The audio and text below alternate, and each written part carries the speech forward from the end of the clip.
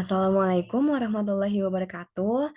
Selamat pagi waktu setempat, Bapak Ibu dosen mata kuliah analisis bisnis. Saya Han Asfia dari Niaga B 2021 akan memaparkan mengenai historiographical analysis pada studi kasus pos Indonesia.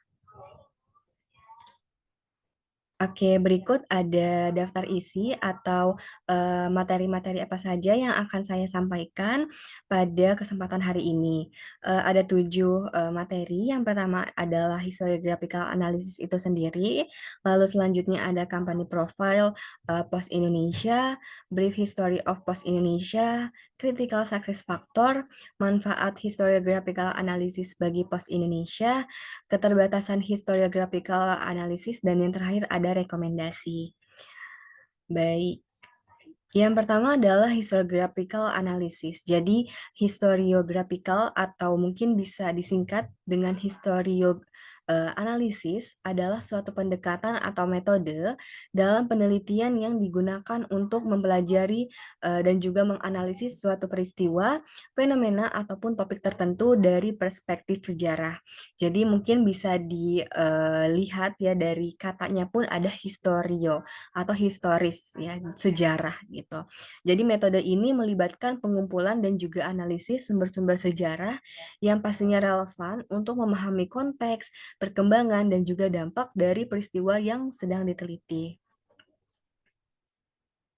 Nah, apa sih yang mendasari pemilihan, historiographical analysis ini? Jadi saya mengambil, analisis ini karena saya melihat bahwa dengan kita, berkaca atau kita melihat dari sebuah sejarah gitu, sejarah masa lampau, masa kini, dan juga kita akan bisa melihat apa yang akan terjadi pada masa mendatang gitu. Jadi, eee, sejarah itu adalah suatu hal yang bisa dijadikan sebuah pelajaran gitu bagi, sebuah bisnis. Track record-nya seperti apa gitu ya, dan juga apa saja ya sih yang terjadi pada masa itu, dan kalaupun terjadi pada masa kini apa yang harus kita lakukan gitu. Jadi bagi saya historiographical ini adalah suatu hal yang unik gitu. Dan apa sih tujuannya menggunakan historio analisis ini?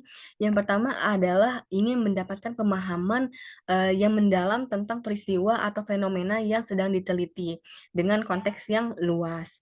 Lalu yang kedua, memberikan wawasan tentang ada perubahan sosial, politik, ekonomi, budaya, sejarah umum yang terkait dengan topik yang sedang diteliti. Dan yang terakhir, kita ingin memahami lebih baik dampak jangka panjang dari peristiwa sejarah, lalu juga mengidentifikasi pola-pola yang berulang, dan juga melihat perkembangan sejarah sebagai bagian penting dari pemahaman tentang masa kini dan juga masa depan. Oke.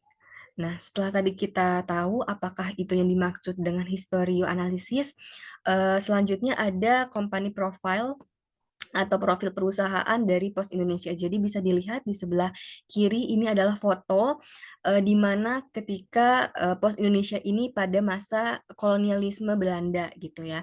Jadi ketika masa itu mereka itu masih menggunakan, alat tradisional gitu ya, atau alat bantu tradisional yaitu sepeda dan juga delman untuk mengirimkan surat-surat dan juga logistik lainnya.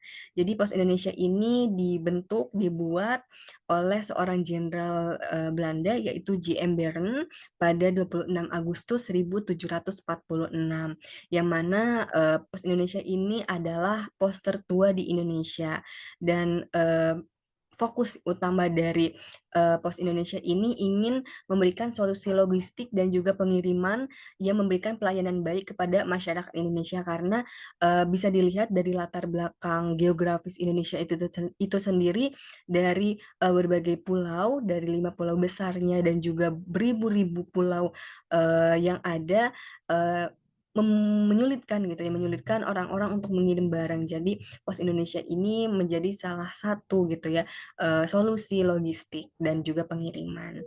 Saat ini Pos Indonesia ini tidak hanya melayani jasa pos dan juga kurir, tetapi juga jasa keuangan, retail, properti yang didukung oleh jaringan lebih dari 4.000 kantor pos dan juga 28.000 agen pos yang sudah tersebar di seluruh wilayah Indonesia. Lalu selanjutnya di sini ada brief history of Pos Indonesia. Ini adalah sumber primer yang saya dapatkan dari annual report Pos Indonesia dan juga website Pos Indonesia itu sendiri. Jadi yang pertama itu di tahun 1746, kantor pos pertama didirikan di tahun 1875, diubah namanya menjadi Post and Telegraph Dienst, itu dalam bahasa Belanda. Lalu di tahun 1945 menjadi jawatan postel. Postel itu singkat dari pos dan telegraf. Lalu di tahun 95 mengubah lagi namanya menjadi perusahaan negara pos dan giro. Di tahun 78 diubah lagi menjadi Perum atau perusahaan umum pos dan giro. Di tahun 88 eh, mengeluarkan layanan yaitu dana pensiun Pos Indonesia. Di tahun 95 Pos Indonesia mengubah namanya menjadi PT Pos Indonesia Persero. Di tahun 2001 Pos Indonesia em, mengeluarkan atau menerbitkan gitu lembaga perguruan tinggi yang disebut dengan Politeknik Pos Indonesia. Di tahun 2005, di tahun 2005 Pos Indonesia ini mengeluarkan sistem berbasis IT karena di tahun 2000-an awal sudah mulai adanya handphone yang mana mengeluarkan fitur SMS dan juga telepon gitu. Jadi Pos Indonesia ini melihat bahwa dan juga ingin gitu ya melakukan inovasi agar Pos Indonesia ini tetap ada, tetap eksis gitu dengan mengeluarkan sistem pengiriman berbasis IT. Lalu di tahun 2010 Pos Indonesia menjalin kemitraan dengan perusahaan logistik internasional di mana para kurirnya ini bisa mengirim paket gitu ya sampai ke negara lain gitu. Lalu selanjutnya di tahun 2019 PT Pos Indonesia ini memiliki anak cabang perusahaan yang disebut dengan PT Pos Indonesia Financial. Lalu di tahun 2021 hingga saat ini Pos Indonesia terus melakukan inovasinya untuk mempertahankan bisnisnya dengan melakukan penataan dan juga penguatan fondasi. Baik, nah di sini ada secondary sources yang kami dapatkan dari sumber-sumber dari berita. Di tahun 2019, Pos Indonesia pernah diisukan bangkrut, tetapi hal ini ditepis oleh oleh atasan dari Pos Indonesia bahwa Pos Indonesia ini masih sustain gitu hingga saat ini. Lalu di tahun 2020, Pos Indonesia eh, diberikan penghargaan oleh BUMN yaitu BUMN Brand Award 2020. Di tahun 2022 mendapatkan award juga sebanyak 3 award di dalam anugerah BUMN Awards 2022 dan di tahun 2023 Pos Indonesia juga mendapatkan penghargaan dari Indonesia CSR Awards. Oke, selanjutnya ada critical success factor di mana hal ini eh, yang dilakukan gitu oleh Pos Indonesia agar bisnisnya bisa sustain gitu sejak 3 abad yang lalu hingga saat ini masih eksis. Yang pertama adalah regulasi dan juga kepatuhan. Pos Indonesia terus melakukan kepatuhan dan juga terus melakukan regulasi-regulasi yang ia lakukan agar perusahaannya ini tertib, agar perusahaannya ini terus berjalan dengan lancar dan juga terus mematuhi undang-undang yang berlaku. Lalu juga jaringan logistik yang luas di mana Pos Indonesia ini sudah tersebar ya di seluruh Indonesia, di berbagai penjuru Indonesia, bahkan sudah sampai internasional yang mana Pos Indonesia ini bisa mengirimkan ke pelosok-pelosok negeri. Lalu yang ketiga, kualitas layanan pelanggan di mana Pos Indonesia ini saya lihat dari beberapa data dari video-video YouTube wawancara bersama masyarakat yang mana mereka berkata bahwa Pos Indonesia ini bisa dibilang pengiriman yang rapi, yang aman dan juga pengiriman yang jarang atau minim terjadi kerusakan gitu pada barangnya jika dibandingkan dengan kompetitor-kompetitornya. Lalu selanjutnya melakukan inovasi dan juga teknologi. Walaupun memang bisa dikatakan Pos Indonesia ini sangat terkenal gitu ya dengan surat menyuratnya, terus juga perangkonya gitu. Tapi sampai saat ini Pos Indonesia terus mengikuti gitu arus perkembangan teknologi dan juga pastinya inovasi-inovasi mengenai teknologi itu terus dilakukan. Lalu selanjutnya ada kemitraan yang strategis di mana Pos Indonesia ini melakukan berbagai kerjasama gitu dengan para mitra seperti mitra-mitra atau kurir-kurir pengiriman logistik yang disebut dengan oren.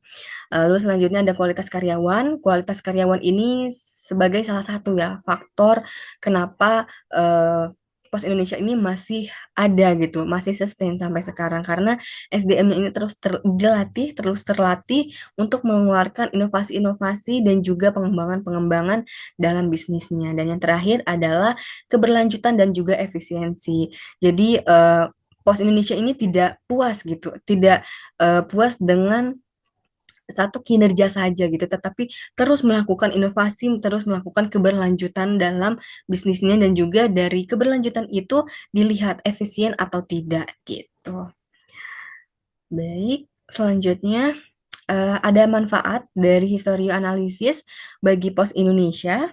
Jadi yang pertama ini manfaat kami eh, menggunakan historio analisis ini adalah untuk memahami gitu sejarah perusahaan Pos Indonesia dari awal dari tahun 1700 hingga saat ini kurang lebih sudah 3 abad lamanya.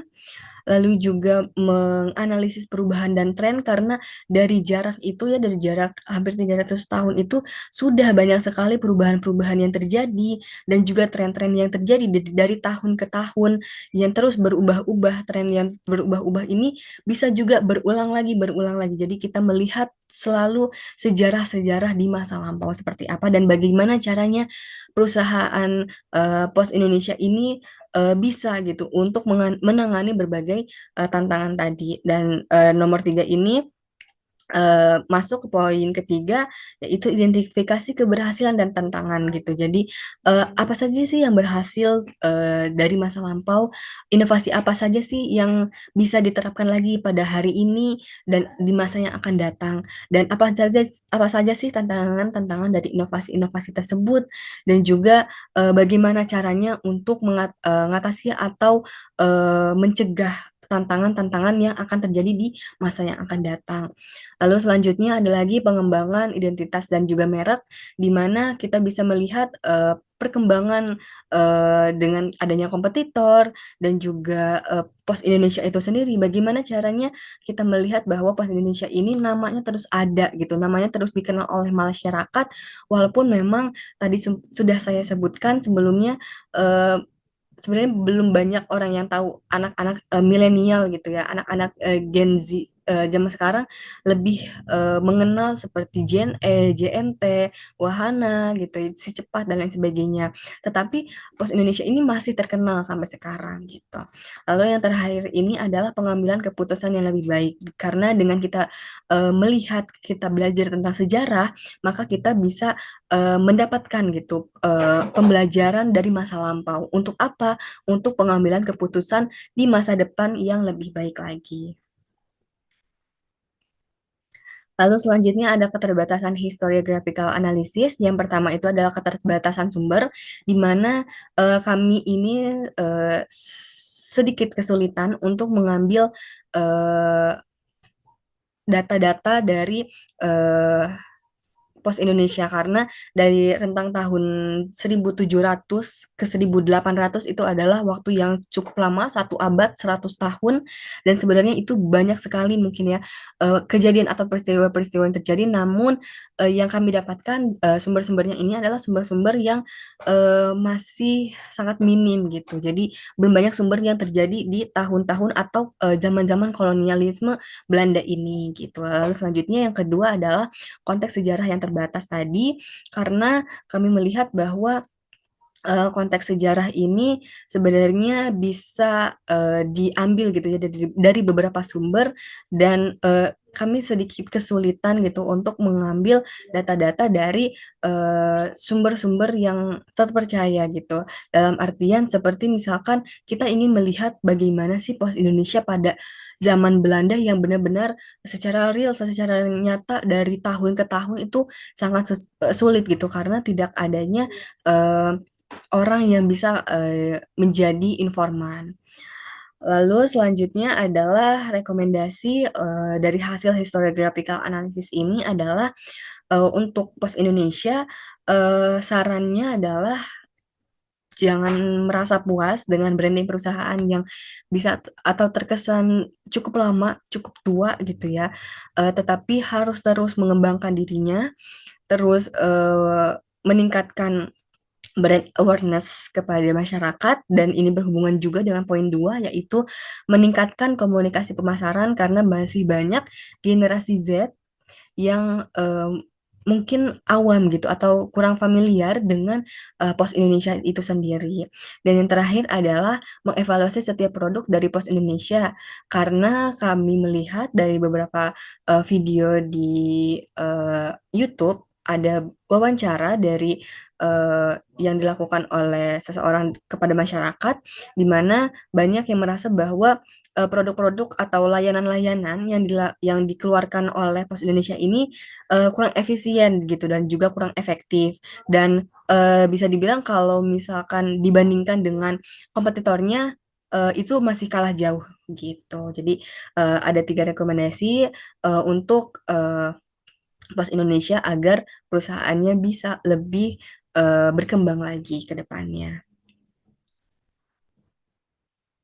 Oke, baik selanjutnya ini ada referensi yang saya gunakan untuk, presentasi pada hari ini. Dan yang terakhir, mungkin itu saja, presentasi dari saya. Kurang lebihnya mohon maaf. Wassalamualaikum warahmatullahi wabarakatuh.